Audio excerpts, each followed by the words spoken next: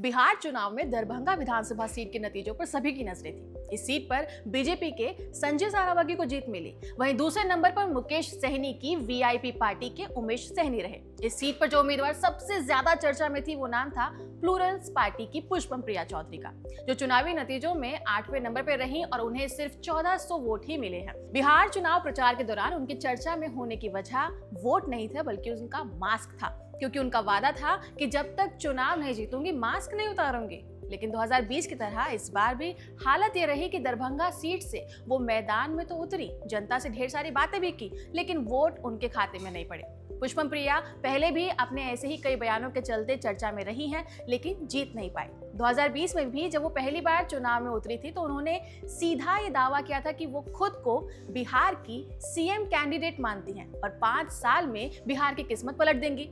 तब भी उनका पूरा कैंपेन मॉडर्न, बोल्ड और सोशल मीडिया के स्टाइल का था, जिसमें लोगों के सामने एक हाईटेक, मॉडर्न और नए बिहार का सपना था। लेकिन शायद वहां के लोगों को उनके वादों में दम नहीं दिखा। और फिर दरभंगा विधानसभा सीट का मिजाज भी थोड़ा अलग है।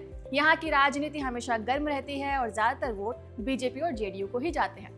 सड़क, पानी, बिजली, स्कूल और अस्पताल के अलावा रोजगार को लेकर यहाँ के लोगों की मांगे बहुत साफ है, जिसके लिए उनका भरोसा बाहुबली नेताओं पर ही है। लोग चाहते हैं कि नेता सिर्फ चुनाव के समय बातें ना करें बल्कि असल में काम करके भी दिखाएं। इसलिए किसी भी नई पार्टी और चेहरे को पकड़ बनाने में वहाँ वक्त लगता है। खैर, आपको बता दूं कि दरभंगा की रहने वाली पुष्पम प्रिया यूके से 2 मास्टर्स की डिग्री लेके लौटी हैं और वो पहले सरकार के टूरिज्म और हेल्थ विभाग में कंसल्टेंट के तौर पर काम करती थी। राजनीति उनके लिए बिल्कुल नई नहीं है, क्योंकि उनके पिता और उनके चाचा जेडीयू के विधायक रहे हैं। लेकिन फिर साल 2020 में उन्होंने अपनी अलग पार्टी बनाई और खुद को मुख्यमंत्री का उम्मीदवार घोषित कर दिया। सोशल मीडिया और मीडिया में उनके काले कपड़े, मास्क और नई सोच वाले अंदाज के लिए उनको जाना जाता है।